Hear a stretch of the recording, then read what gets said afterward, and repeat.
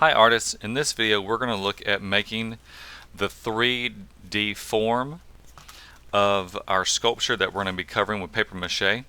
For this we're going to be making one that represents a North Carolina animal.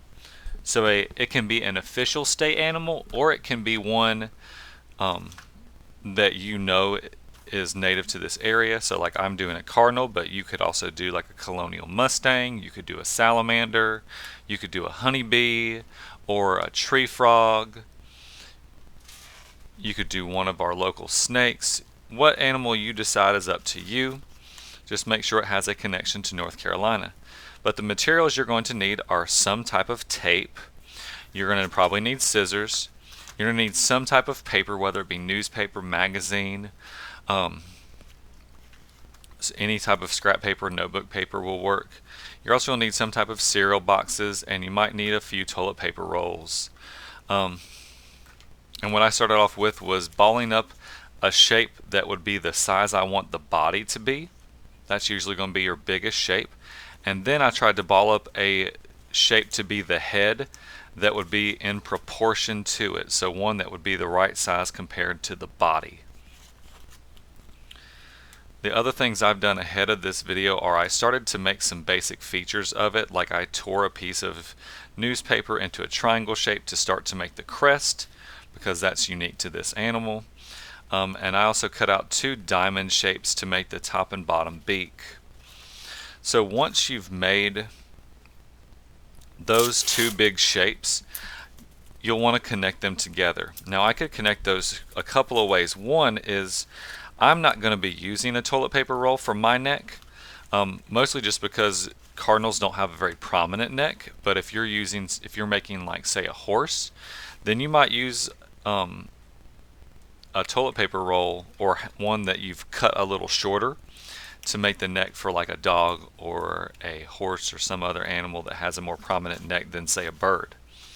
But either way, when you're connecting two pieces, what we're going to do is I'm going to tear a few pieces of tape ahead of time,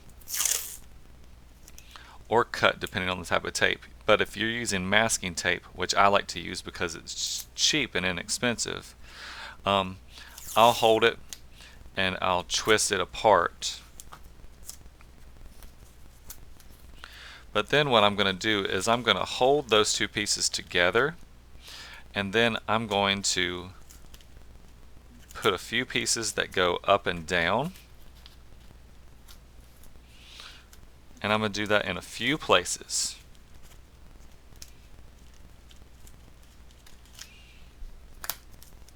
So 3 or 4 is usually a good number. So what that's doing is putting a piece of tape that's connecting both. And then once I have that, I'm going to take a long piece, and this long piece is going to go around.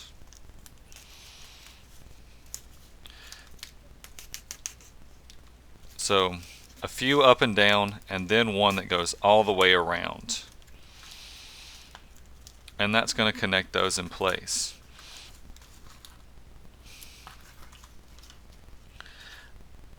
I'm also going to be, mine needs a wing, so I'd cut out this sort of raindrop-ish type shape, or oval type shape. And then in all cases I like to put a few pieces of tape, and if I can find multiple places to put one, then I'll do that. Like I will flip this over and I'll put another piece of tape on that side, and I will do things in multiple directions just so it's less likely that it's going to fall apart before I put my paper mache on there. And then I would repeat that same step on the other side for the other wing. So I did 2 horizontal pieces and a vertical piece of tape. Another option of a way you can do something like that is you can have an extra piece. Like in this case, I kept this extra square, and the reason I did that extra square was so I could have that touching it. So I went across and then this way, because the more contact you can have between two pieces, like I might even have a piece that goes across this piece of cardboard here, because the more surface area that you're connecting them, the better it's going to hold in place. So for my legs, I'm using a piece of toilet paper roll, and I've already made mine, but I'm going to show you what I did. So I took a piece of toilet paper roll and I cut it in half because I didn't need them to be that wide. They would be too wide. I mean, that's too big of a leg. So I cut it in half into two pieces, and then I rolled that up and put tape on it. So that's how I made that. Now to connect that, what I'm going to do, and I'm going to give mine a little bit of an angle, so I'm going to cut it like that. So I'm going to cut it more of an angle, so it'll, because I want mine to stand up at a little bit more of an angle. But here's how I'm going to connect that. I could just tape that on there just like those other things, but the chances of it holding aren't that great, especially until I get it standing, especially until I get it covered in paper mache, excuse me. And I really want this to kind of stand up if I can. So what I'm going to do is I'm going to make that a stronger joint, and I'm going to make that a stronger connection. Here's how I'm going to do that. I cut these small little rectangles, and what I'm going to do with these little small rectangles is I'm taping two of these onto my leg. So I'm going to tape those onto each. I'm going to tape one of those onto each side, and the purpose of those is that those are going to be a little piece that's going to touch each side.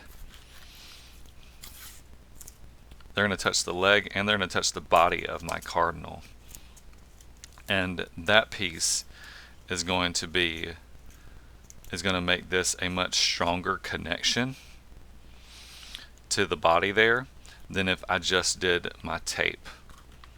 And since I'm wanting this to stand, I need that leg strong. The other thing I'm going to do before I connect this to my leg is I'm going to add the foot in there. And for my foot, I started off with a triangle shape like this, and then what I did was I cut out the toe shapes there.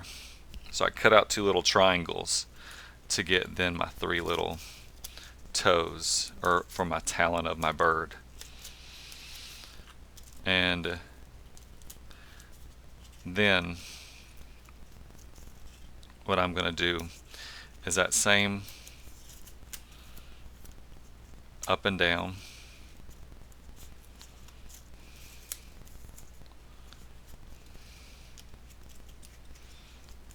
so I'm going over an end,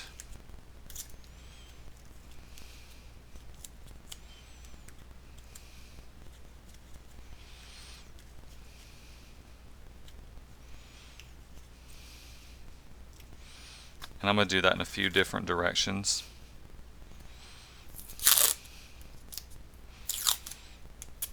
I'm also, once I've gone over it, I'm going to go around that to help it stay.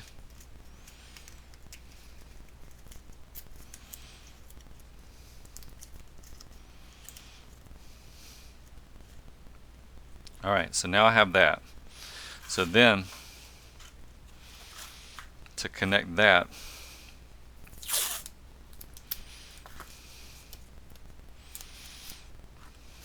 I'm going to put this and find where I want it to be on the bottom, and then I'll put a piece of tape across and across,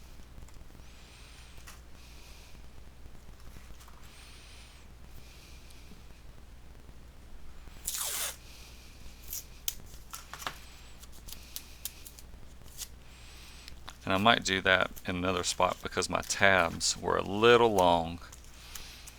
because I don't want those sticking off.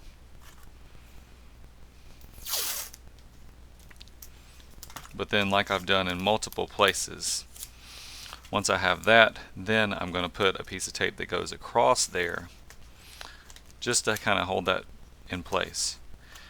And is this going to stay together forever like this with just tape? No. So once I'm done, I would then go and I would do this leg on the other. I would do this leg and this wing on this other side, which would be the same as I just showed you. But for this to be permanent and really hold together well, we need more than just tape, because the tape is only going to be sticky for a little while. So in another video, I'm going to talk to you about and show you how we can start to add some details to this. But happy making, and check out that other video on how to add paper mache to your form once you have it made.